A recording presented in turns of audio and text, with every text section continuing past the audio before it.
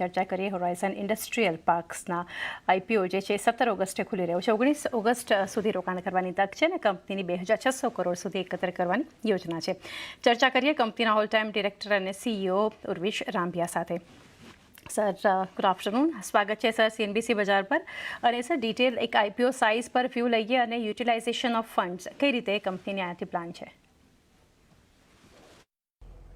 ચોક્કસ. તો આ હોરાઇઝન ઇન્ડસ્ટ્રીયલ પાર્ક્સ છે, બ્લેકસ્ટોન પ્રમોટેડ કંપની. બ્લેકસ્ટોનના રિયલ એસ્ટેટ આર્મથી આ 7મું લિસ્ટિંગ થશે ઇન્ડિયામાં. અમે ટોટલ આ આઈપીઓમાં 2600 કરોડ રૂપિયા રેઝ કરવાના છીએ. આ 2600 કરોડ રૂપિયા અને જે 1650 કરોડ રૂપિયા અમે જે ડિસેમ્બર 2025માં રેઝ કર્યા હતા ડીઆરએચપી ફાઇલ કરવાના પહેલાં, એ બંને 100% પ્રાઇમરી છે. એ 4250 કરોડ રૂપિયા બધા કંપનીમાં આવશે. આનું ફૂલ યુટિલાઇઝેશન થશે ગ્રોથ કેપિટલના રૂપમાં. આજે અમારું જે લેવરેજ છે ડે 1 અમે યુઝ કરશું ટુ રીપે આર ડેટ. બરાબર, જો અમારું ડેટ જે ઓલમોસ્ટ આજે 6.5-7 કરોડ રૂપિયા છે એ ઓલમોસ્ટ કમ્સ ડાઉન 2/3 આ કર્યા પછી. અને આગળ જતાં આ જે ગ્રોથ હેડરૂમ અમે ક્રિએટ કર્યું છે કંપનીમાં, આને અમે યુટિલાઇઝ કરશું અમારું નેટવર્ક, અમારા એસેટ્સ જે ઇન્કમ જનરેટ કરે છે એને આગળ જઈને વધારવા માટે.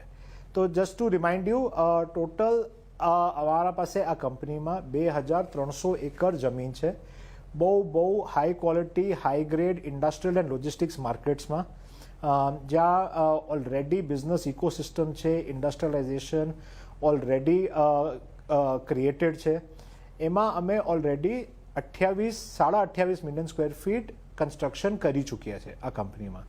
જે આજના દિવસે આપણે જોઈએ તો 93-94% ઓલરેડી અમારી બિલ્ડિંગ્સ લીઝ છે.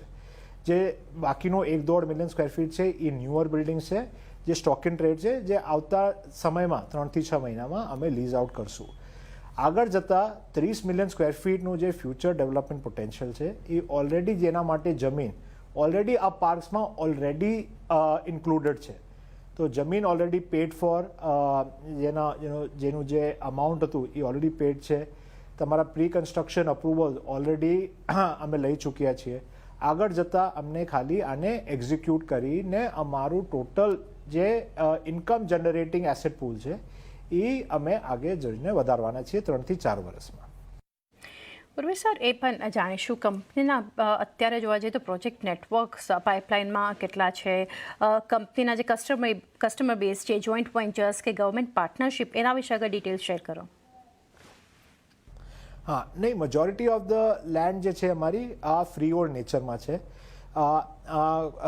આ કોઈ ગવર્મેન્ટના જોઈન્ટ વેન્ચર સાથે નથી. હું એના પર પાછું આવું છું તમને, પણ આ ઇફેક્ટિવલી અમારી ફ્રી હોલ્ડ લેન્ડ્સ છે. કઈ રીતના કસ્ટમર છે? ઓલમોસ્ટ આજે અમે 120 કસ્ટમર્સને આ પાર્ક્સમાં અમે લોકો સર્વ કરીએ છીએ. આ કસ્ટમર્સ બધા જ તમારા ઇન્ડસ્ટ્રી સેક્ટર્સથી આવે છે.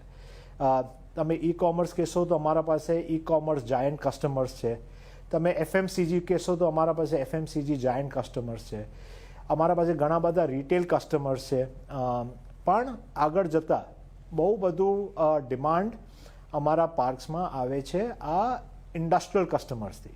ઇન્ડસ્ટ્રીયલ કસ્ટમર્સ ક્યાંથી આવે છે? તમારા ઓટો સેગમેન્ટથી આવે છે, તમારા ડિફેન્સ સેગમેન્ટથી આવે છે, તમારા સેમિકન્ડક્ટર સેગમેન્ટથી આવે છે, રિન્યુએબલ, સોલર, વિન્ડ, ઇવી સેક્ટરથી આવે છે, ડિફેન્સ સેક્ટરથી આવે છે. તો આગળ તમે જોશો કે જ્યારે કમર્શિયલ રિયલ એસ્ટેટ સેક્ટર જ્યારે બૂમ થયું તો એ પ્રીટી મચ છે ને પ્રોક્સી હતું તમારું જીસીસી અને આઈટી સેક્ટર જે ગ્રો કરી રહ્યું હતું. તમે અગર આ સેક્ટરને જોશો, ઇન્ડસ્ટ્રીયલ એન્ડ વેરહાઉસિંગ સેગમેન્ટ, તો તમે પ્રીટી મચ બધા જ સેક્ટર્સને આજે તમે સર્વ કરો છો આમાં. ઇન્ડસ્ટ્રીયલ સેગમેન્ટ થઈ ગયું, તમારું એફએમસીજી થઈ ગયું, રિટેલ થઈ ગયું, ઈ કોમર્સ થઈ ગયું. પણ ઇન્ડસ્ટ્રીયલમાં બી ઘણા સેગમેન્ટથી ડિમાન્ડ આવી રહી છે. તમે જે ક્વેશ્ચન પૂછ્યો કે આમાં કોઈ ગવર્મેન્ટ જેવી છે ખરું, તો આજે અમારા પાસે બધી જ ફ્રી હોલ્ડ લેન્ડ છે. આમાં કોઈ જ government intervention at the real estate level નથી. Approvals, licensing of course we have to follow, ને જે અમે ફોલો કરશું ને કરી રહ્યા છીએ. પણ હવે જે અમે નવા બિઝનેસમાં એન્ટર કરી રહ્યા છે, જે અલાઇડ બિઝનેસ છે બાય ધ વે, કે આજે બહુ બધી ડિમાન્ડ છે આજે ઇન્ડસ્ટ્રીયલ એન્ડ વેરહાઉસિંગની થોડી સિટીના અંદર, રાઈટ, જેને અમે અમારા ભાષામાં ઇન સિટી સેન્ટર્સ કહીએ છીએ. તો એ જે બિઝનેસ છે એમાં અમે ભાગીદારી CWC સાથે કરી છે. એ એક જોઈન્ટ વેન્ચર છે CWC સાથે, જે છે સેન્ટ્રલ વેરહાઉસિંગ કોર્પોરેશન. તો અમે 13 સેન્ટર્સ એમના લીધા છે રીડેવલપમેન્ટ કરવા માટે. ધ લેન્ડ સેન્ટ્રલ વેરહાઉસિંગ કોર્પોરેશનની રહેશે, બટ અમને 45 વર્ષનું ઇફેક્ટિવ કન્સેશન મળશે કે આ અહીંયા રીડેવલપમેન્ટ કરી અને આને ઓપરેટ કરવાનું.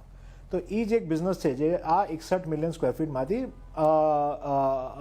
એવરેજ 6.5 થી 7 મિલિયન સ્ક્વેર ફીટ છે. એ એક છે in a partnership with central warehousing corporation. જી સર, છેલ્લે જાણીએ બિઝનેસના ફ્રન્ટ પર જોઈએ તો કોઈ હેડવિન્ડ્સ, કારણ કે જે રીતે જીઓ પોલિટિકલ અનસર્ટેનિટી જોઈ રહ્યા છે, મેક્રો લેવલ્સ જે રીતે છે, તો હેડવિન્ડ્સ કંપનીના બિઝનેસે કોઈ ફેસ કરી છે? બિલકુલ. ઇનફેક્ટ તમને અગર એક્ઝામ્પલ આપું, કોવિડ જે મહામારી થઈ એમાં ઘણા બધા બિઝનેસીસ પર, ઘણા બધા પ્રાઇવેટ ફેમિલીઝ પર બહુ આડઅસર આવી. પણ એના લીધે ઇનફેક્ટ અમારા બિઝનેસમાં તો એક અલગ લેવલનું ગ્રોથ લઈ આવ્યું. હું તમને સમજાવું કે છે ને, જ્યારે જે ગ્લોબલ સપ્લાય ચેન્સ જે ડિસ્ટોર્ટ થયા એના લીધે ઘણી બધી કંપનીઝ આજે, અને ધ વોર લાઇક સિનેરિયો જે તમે કીધું, જીઓ પોલિટિકલ મહામારી ચાલી રહી છે ગ્લોબલમાં, તો ઘણી બધી કંપનીઝ આજે એમના ગ્લોબલ સપ્લાય ચેનને શું કહેવાય ફોર્ટિફાય કરવા માટે તે actually are looking at solution કે આપણે ઇન્ડિયામાં જે વેચીએ છીએ એ ઇન્ડિયામાં જ બનાવીએ. એના લીધે અમારા જે બિઝનેસીસ છે, ને બીજું તમે જોયું હશે કે e commerce trend, FMCG consumption Covid પછી કેટલું બધું વધી ગયું છે.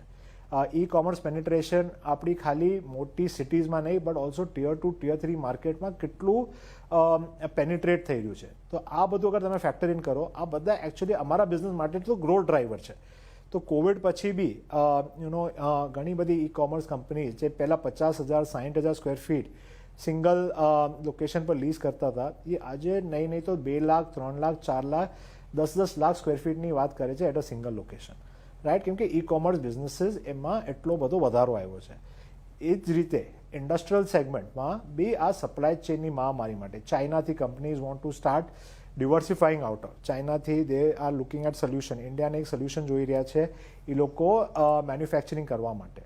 તો બંને ધ કોવિડ મહામારી, જે હમણાં જીઓપોલિટિકલ વોર ઇશ્યુઝ થઈ રહ્યા છે, એ બંનેના લીધે ઇનફેક્ટ અમારા બિઝનેસમાં તો એકચ્યુઅલી એક બહુ મોટો ગ્રોથ ડ્રાઈવર બનીને આવ્યું છે. જી, તો વિસ્તાર થેન્ક યુ અમારી સાથે જોડાઈને IPO પર ઘણી ડિટેલ